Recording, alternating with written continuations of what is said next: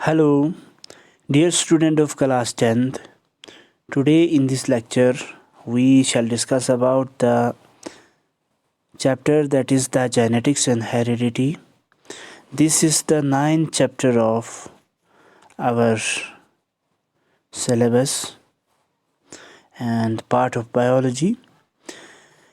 We have already discussed it more about the genetics, like we have discussed about the dominance, recessive, loss of inheritance, genes, what is heredity, and so on. In this lecture today we shall discuss about the determination of sex. तो आज हम पढ़ेंगे determination of sex के बारे में. देखो, here it is there is two words. हमें यहाँ पर दो वर्ड्स है, एक है सेक्स, दूसरा है determination. Sex here it means that is male and the female. Sex represents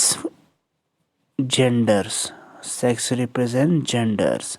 and determination क्या होते हैं? देखो, सेक्स का मतलब हो गया मेल या फीमेल. डिटर्मिनेशन होते हैं पता लगाना कि क्या ये मेल होगा या फीमेल होगा. कब पता लगाते हैं? देखो, अक्सर अगर हम देखेंगे तो नॉर्मली जब भी कोई केस अगर हम देखेंगे, फॉर एग्ज़ाम्पल फर्टिलाइजेशन हो गया, पेरेंट्स फादर मदर ये स्पर्म और ओवम फ्यूज़ हो गया, जाइगोट बन गया, और जाइगोट से लेकर टिल पूरा बर्थ तक डेवलपमेंट जो है बॉडी के इनसाइड ही होते हैं.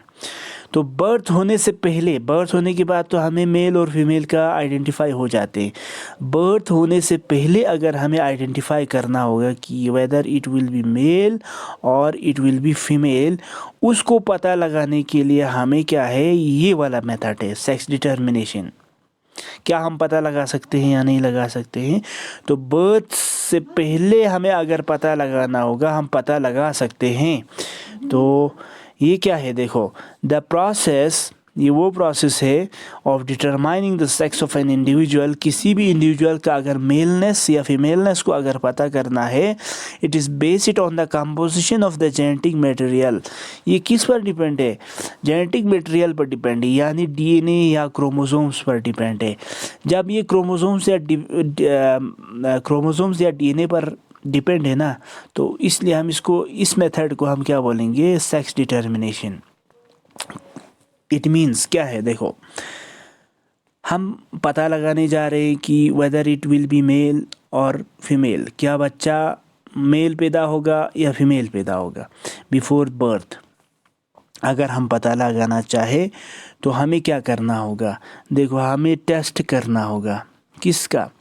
कि जेनेटिक मटेरियल जो है, जो बच्चा डेवलपमेंट्स के स्टेज में है, ठीक है, यानी माँ की कोख में अभी पल रहा होगा, तो उस चाइल्ड के जेनेटिक मटेरियल को, डीएनए को या क्रोमोसोम्स को चेक करो.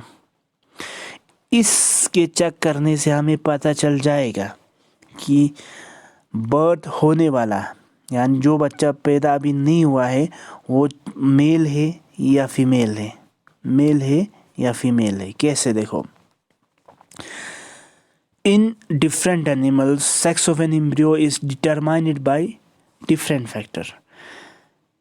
हर एनिमल्स में जब एम्ब्रियो में जो भी सेक्स होते हैं, चाहे मेल हो चाहे फीमेल हो, वो अलग अलग फैक्टर से हम पता लगाते हैं. फॉर एग्जांपल अगर हम ह्यूमन की बात करेंगे, देखो ह्यूमन में क्या होते हैं.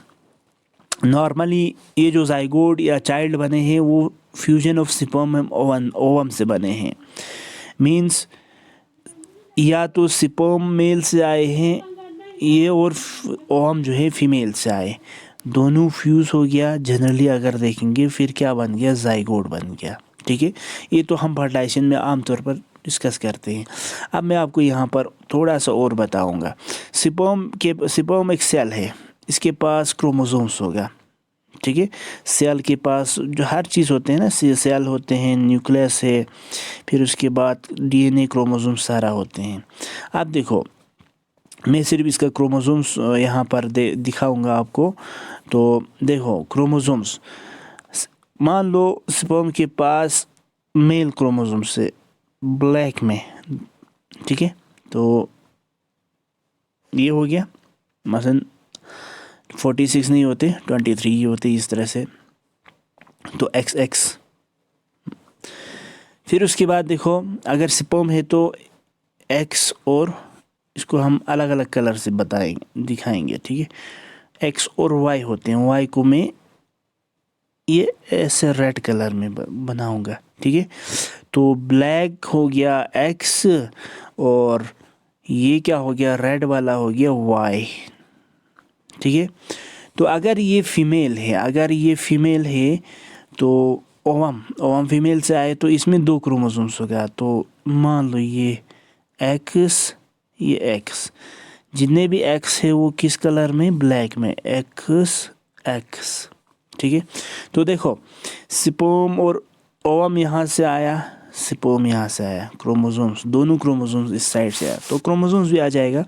यहाँ से XY आएगा, दूसरे साइड से क्या आएगा, XX आएगा।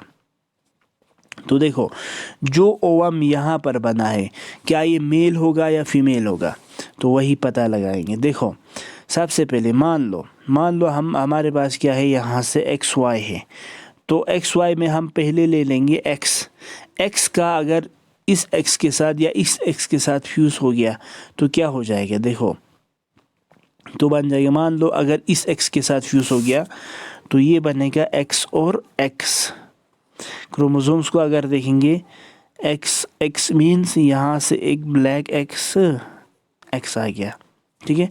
अगर ये वाला X अगर इसके साथ फ्यूज़ हो गया तो फिर से वही बनेगा X क्रोमोसोम्स बना। इन जब मेल के X के साथ जब भी क्रॉस होते हैं तो फीमेल ही बनेगा। मेल के X के साथ जब इन दोनों का क्रॉस हो जाते हैं तो क्या बनेगा, फीमेल ही बनेगा। लेकिन अब यहाँ देखो, ये वाला Y का अगर इसके साथ फ्यूजन हो जाते हैं तो देखो क्या बनेगा, यहाँ से Y आएगा बेटा, यहाँ से Y आएगा, तो उस साइड से क्या आएगा, X आएगा, उस साइड से क्या आएगा, X आएगा। तो XY बन गया, यानी मेल, ठीक है। उसी तरह से अगर यही Y इसके साथ फ्यूज़ करने लगे तो क्या बनते हैं, देखो, इस फीमेल साइड से क्या आएगा, X आएगा, और मेल साइड से क्या आएगा, Y आएगा, ठीक है।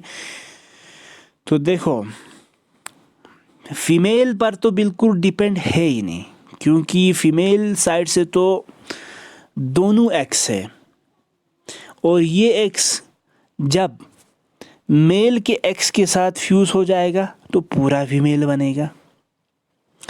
और यही जो फीमेल का X है, अगर मेल के Y के साथ फ्यूज़ हुआ तो पूरा मेल बनते हैं, यानी XY। इसका मतलब ये है कि फीमेल पर कोई भी चीज़ें डिपेंड नहीं है, डिपेंड है क्या फीमेल का जो X है वो मेल के X के साथ फ्यूज़ होते हैं या Y के साथ। अगर ये X के साथ, फीमेल का जो है X के साथ फ्यूज़ हुआ तो ये पूरा फीमेल बनेगा। अगर ये Y के साथ फ्यूज़ हुआ तो ये पूरा का पूरा मेल बनेगा। तो यहाँ पर हम 2 चीज़ें देख सकते हैं, अगर मेल बनना है तो Y के साथ फ्यूज़, अगर फीमेल बनना है तो X के साथ फ्यूज़। डिपेंड किस पर है, फादर के स्पर्म में जो क्रोमोसोम्स है उस पर है। मदर के ओवम में कौन सा स्पर्म है उस पर बिल्कुल डिपेंड है ही नहीं, ठीक है। तो दोषी आमतौर पर हम फीमेल को देते हैं कि मेल चाइल्ड नहीं हुआ, ये दोषी हम फीमेल को देते थे। लेकिन साइंटिफिकली अगर देखेंगे तो male is responsible for birth of a male child और a birth of a female child. Depend जो है वो मेल के क्रोमोसोम्स पर है, ठीक है। और देखो, जब हमें यहाँ से 4 चांसेस है ना मेल और फीमेल बनने का, XX